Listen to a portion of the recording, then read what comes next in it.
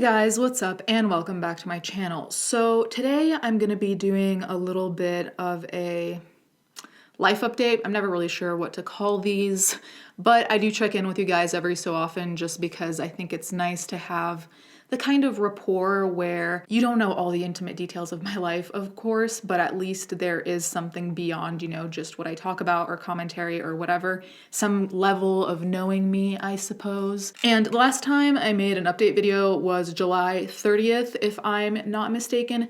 So it's been a while and quite a few things have happened since then. And yeah, I just wanted to update you on what's been going on behind the scenes, which might also explain certain things you may have noticed in videos. But before I do that, I did want to thank today's sponsor, which is Huel. Ideally, we'd all have time to select, buy, prep, and cook our meals with whole foods, knowing we're getting all the nutrition we need. However, sometimes life gets in the way and it simply isn't always possible. That's where Huel comes in.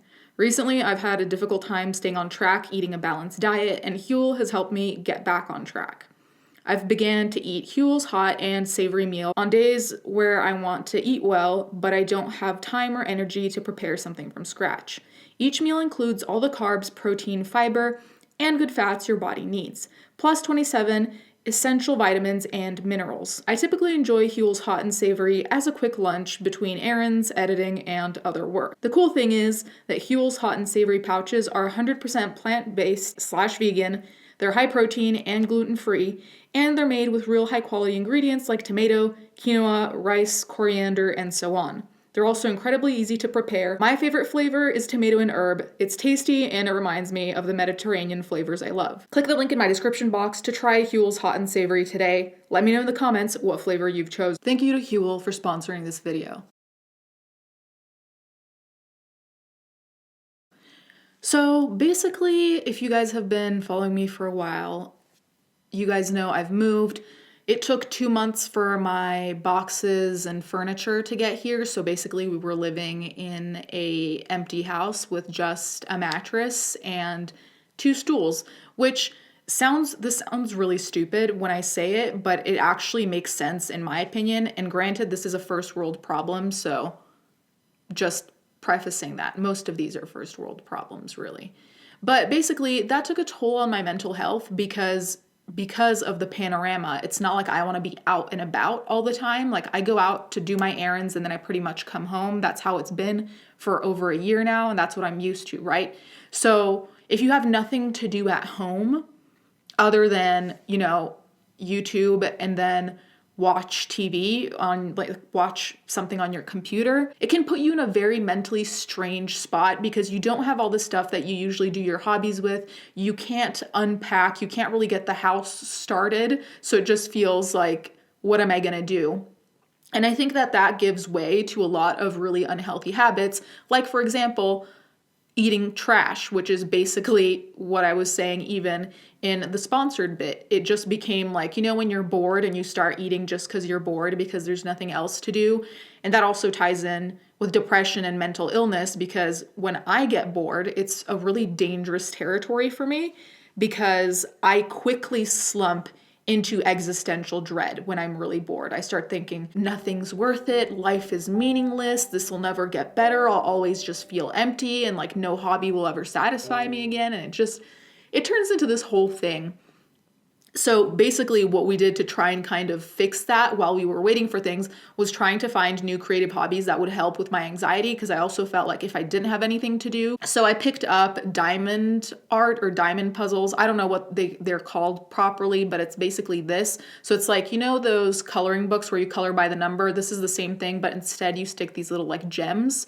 And I posted about it on Twitter and it actually was really helpful because it's one of those repetitive activities that kind of force you to just focus on what you're doing manually as opposed to what's going on up in here, which is really great because I feel like the not having things to do with my own stuff really was causing a lot of problems.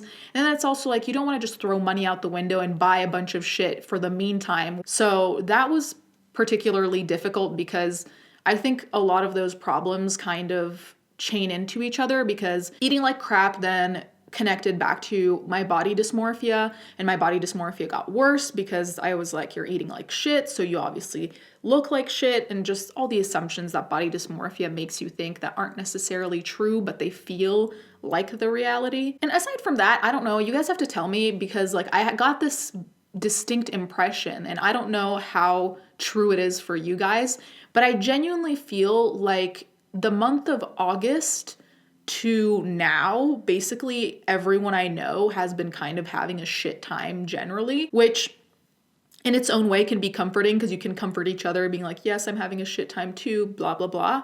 But on the other hand, it's also been very strange because it kind of felt like everyone, and myself included, were in this kind of downward, not necessarily spiral, that might be a little too dramatic, at least for me, but just we're in this kind of downward headspace where anytime we talk to each other, we'd all just be like, what the fuck is going on? Like, why does everything suck? I'm starting to wonder if this is just sounding like word salad, but genuinely these are the things that have been going on. I hope it doesn't sound like word salad. That'd be bad. The upside is that my stuff has arrived, so I've started to unpack, which is good because then I can actually do things with my own things and not just kind of give in to any kind of bad habits. That actually leads me to another aspect of things that have been going on, which is kind of a bummer, but not really. When all of these things happen at once, my depression kicks up, and the first sign of my depression kicking up and just kind of going full throttle is when I stop taking care of myself.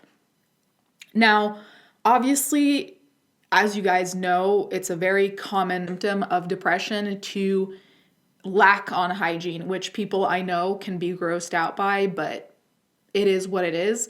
So showering became just like next to impossible, which sounds really dumb, but it just wasn't happening for me. And I think it connects to other problems, like I mentioned prior, body dysmorphia. I have a mirror in front of my shower, so the whole aspect of like not wanting to see your body and then feeling too deflated to shower, and then you put those together. And there are other aspects of self-care that I think we need to identify, which obviously there's masks and taking care of your skin, and maybe for some people self-care is makeup, which for me it is, but there are also the other aspects of self-care where it's not necessarily fun or pampering yourself. Sometimes you need to run that errand that you really don't want to run. You need to go to the appointment you don't want to go to. There are aspects of self-care that are actually pretty painful to do in the moment, but that you're going to be happy about doing after. So there were things like that were just piling up that I was kind of procrastinating on and avoiding, which is also rare for me because procrastinating gives me anxiety. So I'm the opposite of a procrastinator. Typically, I try to start as early as possible on things in order to have them done early. Well, the good part, the part where this stops being depressing, kind of, is that now I kind of snapped out of it.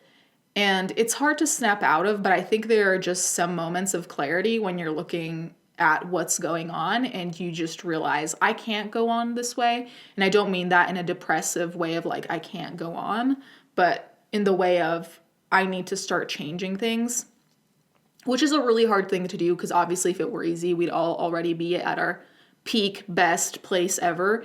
But I think what I did was to start changing things slowly and in a progressive way that wasn't just like, okay, today I'm going to shower, then do a 12-step self-care skin routine, and then I'm going to clean the whole house. Like, no, that's not, at least for me, how it works. It's more like, okay, I'm going to get out of bed and get properly ready for the day, because that was the other thing. I would literally just walk around the house in a t-shirt, but it wasn't like, oh yeah, I chose this outfit. It was just kind of like, I probably slept in this shirt. I'm probably barely gonna comb my hair. And that's how I get ready, which the way in which you start the day is so important, and having that kind of routine of, okay, I'm gonna get ready, I'm gonna brush my teeth, I'm gonna shower if you're a morning shower type person, I'm going to drink some water, have breakfast, whatever. That is such an important thing to do. And I think the lack of routine has been something that myself and a lot of my friends have been struggling with because we're basically confined indoors in a lot of ways. So yeah, that's what's been going on. I'm sorry, this was kind of just like a dump of what's been going on basically for 2 months. But I figured that some of you might be in the same state because, like I said, it seems like almost everyone I know is in some similar condition. But feel free to tell me how you guys have been, whatever has been going on in your life, struggles, good news, whatever you want.